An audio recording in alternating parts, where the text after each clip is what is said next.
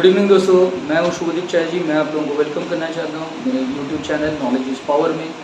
आज का हम लोगों का जो टॉपिक है it is associated with economics. Economics में सप्लाई चैप्टर का ये एक स्पेशल टॉपिक है।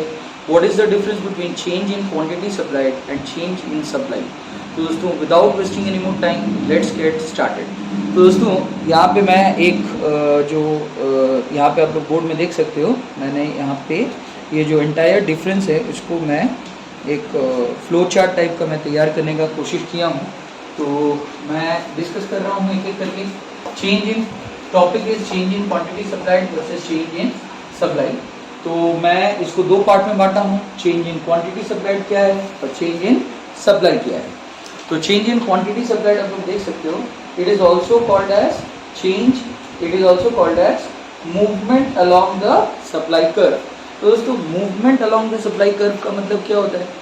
हम लोग जानते हैं कि सप्लाई के साथ प्राइस का डायरेक्ट रिलेशनशिप होता है। तो सप्लाई के साथ जब प्राइस का डायरेक्ट रिलेशनशिप है तो हम लोग अगर एक ग्राफ बनाएंगे, एक तरफ एक्स एक्सिस पे हम लोग अगर क्वांटिटी को डालेंगे और दूसरे तरफ अगर हम लोग प्राइस को डालेंगे तो हम लोग देखते हैं कि सप्लाई कर्व ऐसा बनता है, ऐसे सप्लाई कर्व। मतलब there is a direct relationship between the quantity supplied as well as the price. हाँ दोस्तों, कंटिन्यू विद द वीडियो। तो हम लोग डिस्कस कर रहे थे कि प्राइस के साथ क्वांटिटी सप्लाइड का एक डायरेक्ट रिलेशनशिप यहाँ पे देखा जा सकता है।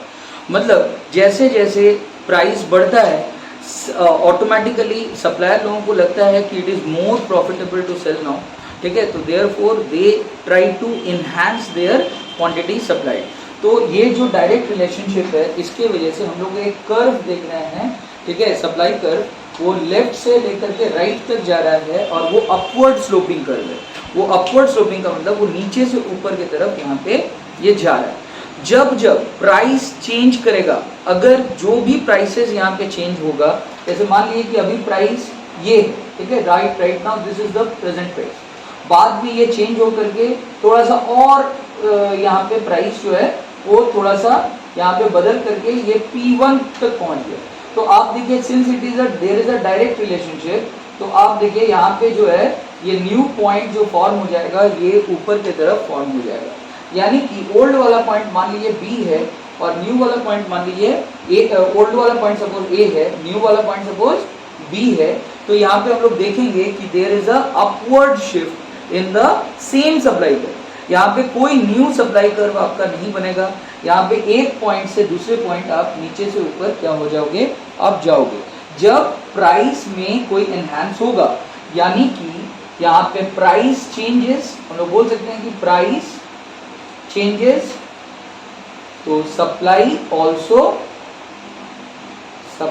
Also changes in the same direction,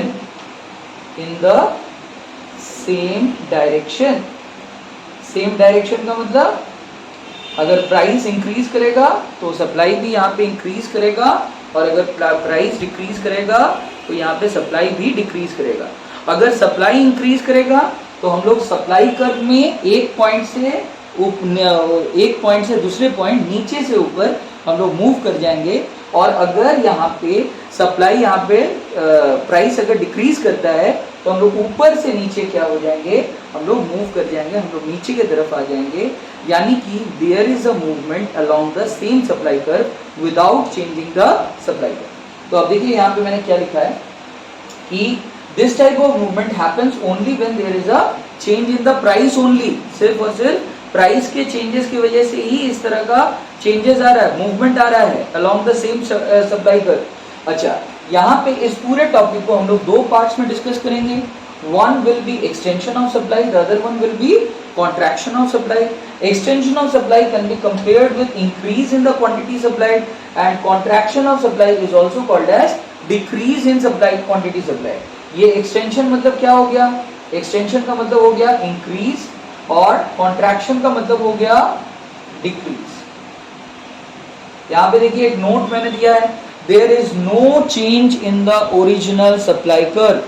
कोई चेंज यहाँ पे ओरिजिनल सप्लाई कर्व में आपको देखने को यहाँ पे नहीं मिलेगा, क्योंकि हम लोग एक ही सप्लाई कर्व में नीचे से ऊपर तब जाते हैं जब प्राइस यहाँ पे चेंज करके इंक्रीज करता है और साथ साथ सप्लाई क्वांटिटी सप्लाइड भी इंक्रीज करता है। और हम लोग ऊपर से नीचे मूव कब करते हैं, जब प्राइस डिक्रीज करके नीचे आता है और उसके साथ साथ हम लोग का जो क्वांटिटी सप्लाइड है वो भी यहाँ पे ऊपर से नीचे की तरफ सेम सप्लाई कर्व में मूव करके नीचे की तरफ आ जाता है। तो एक्सटेंशन ऑफ सप्लाई होता है यहाँ पे, और यहाँ पे कॉन्ट्रैक्शन भी होता है। एक्सटेंशन कब होगा, when there is an increase in quantity supplied, and contraction कब होगा, when there is a decrease in the quantity supplied. याद रखिएगा दोस्तों, ये सारे चेंजेस सिर्फ और सिर्फ किसकी वजह से हो रहा है, प्राइस की वजह से हो रहा है, किसी और फैक्टर की वजह से नहीं हो रहा है। बट जब हम लोग को पता है कि सप्लाई को चेंज करने के लिए प्राइस छोड़ करके भी other factors are also responsible, ठीक है, there are lots of different factors which are responsible, such as the number of suppliers in the market, ठीक है, उसके ऊपर में भी डिपेंड करता है। जितना ज्यादा सप्लायर्स होगा, जितना ज्यादा आपका मार्केट में जितने ज्यादा सेलर्स होंगे, उतना ज्यादा सप्लाई इंक्रीज कर सकता है, और जितना कम सप्लायर्स होंगे size of the supply will be very very small, ठीक है। कंज्यूमर के टेस्ट प्रेफरेंसेस और भी बहुत सारे चीजों के ऊपर यहाँ पे सप्लाई चेंज करता है। उन सारे फैक्टर्स को जो कि प्राइस नहीं है, प्राइस छोड़ करके बाकी फैक्टर्स जो सप्लाई को चेंज कर सकता है, उनको अगर ध्यान में रखा जाए, उनमें अगर चेंजेस होता है तो जो सप्लाई में चेंजेस आएगा that will be called as the change in the supply. तो change in the supply will give rise to a new supply curve. यहाँ पे एक न्यू सप्लाई कर्व आपका बनेगा, और इसीलिए हम लोग यहाँ पे बोल रहे हैं कि there will be a shift in the supply curve. तो इसी चीज को हम लोग shifting of the supply curve बोल रहे हैं। Why? Because a new supply curve will be formed। यहाँ पे new supply curve will be formed। new supply curve का यहाँ पे फॉर्मेशन एकदम श्योर एंड सर्टेन है। अच्छा, तो मैंने इसीलिए लिखा यहाँ पे कि due to change in the factors other than price, factors other than price की वजह से यहाँ पे जो है सप्लाई में चेंजेस आएगा। अच्छा, तो मैं इस टॉपिक को भी जस्ट लाइक यहाँ पे आप लोग देख रहे हो कि चेंज इन द प्राइस के केस में movement along the supply curve में मैंने दो पार्ट्स में बांटा था। एक्सटेंशन को इंक्रीज बोले थे और कॉन्ट्रैक्शन को डिक्रीज बोले थे। इन द सेम वे यहाँ पे भी हम लोग क्या करने वाले हैं, चेंज इन सप्लाई को भी दो पार्ट्स में डिस्ट्रीब्यूट करेंगे। One will be increase in supply and the other one will be decrease in the supply. Increase in the supply के केस में there will be shifting of the supply curve towards the right, ठीक है। यहाँ पे supply curve जो है वो दाहिना तरफ आपका शिफ्ट हो जाएगा। यानी कि अगर हम लोग एक ग्राफ यहाँ पे हम लोग देखते हैं तो ये ग्राफ ऐसा दिखेगा आपका। हाँ दोस्तों, तो कंटिन्यू करते हैं वीडियो को। तो अभी हम लोग डिस्कस कर रहे थे कि इंक्रीज इन सप्लाई के केस में क्या होगा, there will be a shifting of the supply curve towards the right, और जब decrease in the supply curve होगा तो there will be a shifting of the supply curve towards the left. इन दो बातों से एक बात तो क्लियर है कि शिफ्टिंग तो होना तय है, मतलब एक न्यू सप्लाई कर्व यहाँ पे होगा ही होगा। तो देयरफॉर मैंने लिखा है कि in both the cases, that is in case of increase in supply as well as in case of decrease in supply, there will be shifting in the original supply curve.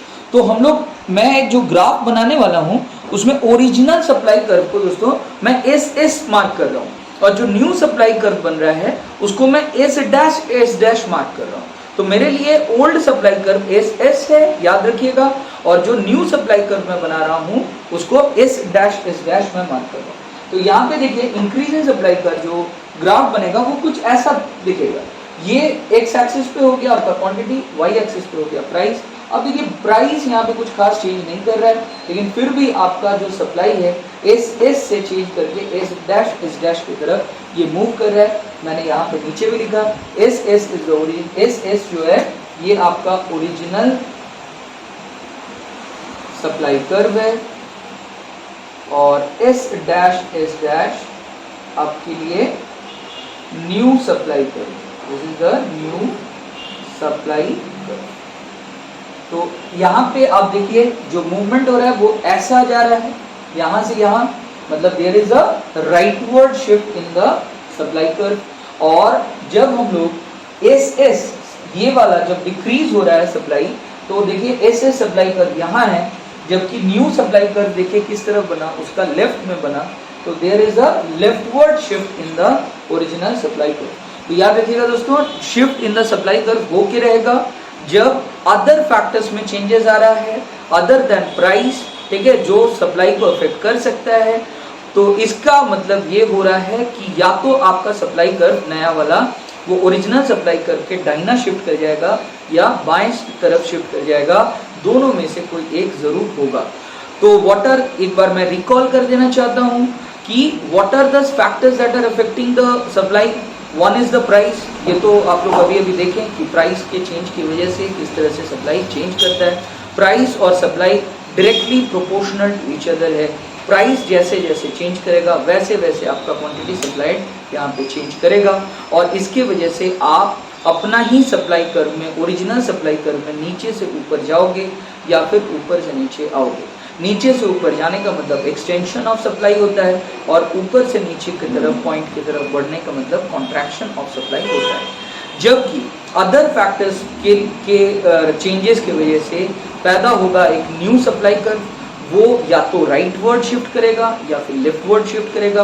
What are the other factors apart from price? Price of the related goods, new change in the technological level, आपका technology हो सकता है enhance हुआ होगा, या फिर ऐसा हो सकता है कि नंबर ऑफ फर्म्स इंक्रीज कर गया होगा या फिर नंबर ऑफ फर्म्स डिक्रीज कर गया होगा।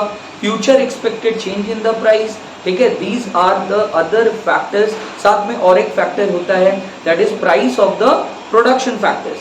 प्रोडक्शन के लिए 4 अलग अलग फैक्टर्स का जरूरत होता है, लैंड, लेबर, कैपिटल और एंटरप्रेन्योर। इन फैक्टर्स में कभी कभी चेंजेस होते हैं, इनके प्राइसेस चेंज होते हैं, जिसकी वजह से कॉस्ट ऑफ प्रोडक्शन या तो इंक्रीज कर जाता है या डिक्रीज कर जाता है, और जिसकी वजह से हम लोगों का जो सप्लाई है उस पर असर पड़ता है। तो इसका मतलब ये हुआ कि इन अदर फैक्टर्स, प्राइस को छोड़ करके अदर फैक्टर्स में जब जब चेंजेस होगा न्यू सप्लाई कर्व यहाँ पे बनना है। तो प्लीज़ लाइक करिए, शेयर करिए एंड सब्सक्राइब करिए मेरे यूट्यूब चैनल को नॉलेज इज पावर।